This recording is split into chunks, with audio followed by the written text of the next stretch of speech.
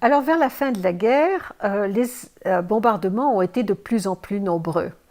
Et à ce moment-là, nous n'habitions plus chez mes grands-parents, nous étions à Saint-Étienne, chez ma mère, et nous étions dans une petite école pour les ingénieurs de la compagnie dans laquelle ma mère travaillait.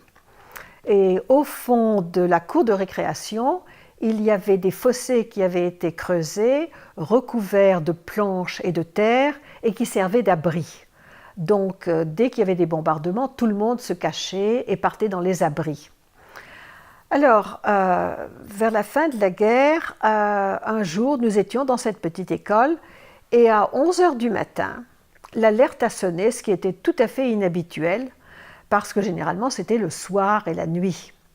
Alors, immédiatement, les institutrices nous ont fait lever, partir, et nous sommes partis dans cet abri au fond de la cour de récréation.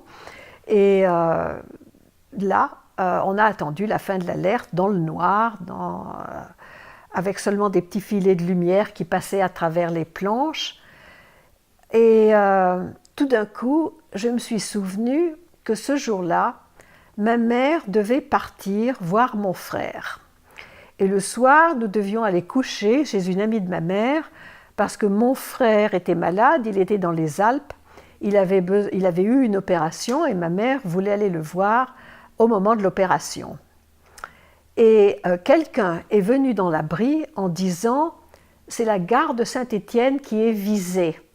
Ils vont anéantir la gare de Saint-Étienne. » Alors à ce moment-là, j'ai pensé que c'était fini.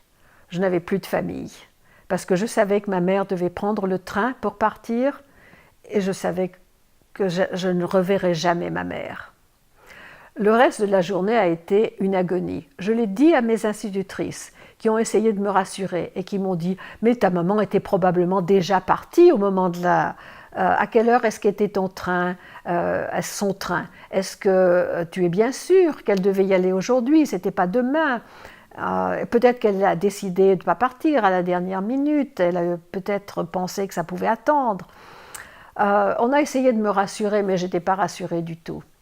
Alors à 4 heures, en sortant de l'école, l'amie de ma mère était devant l'école et elle nous attendait. Alors ça, j'étais sûre quand je l'ai vue qu'elle allait m'annoncer la mort de ma mère. Mais pas du tout, elle est venue vers moi avec un grand sourire et elle m'a dit « Tu vas rentrer chez toi, je ne t'emmène pas chez moi, ta maman n'a pas pu partir. » Alors je suis rentrée à la maison, je suis tombée dans les bras de ma mère qui n'a pas compris pourquoi je l'embrassais si fort. Et je lui ai dit « j'ai eu tellement peur, j'ai eu tellement peur ». Voilà.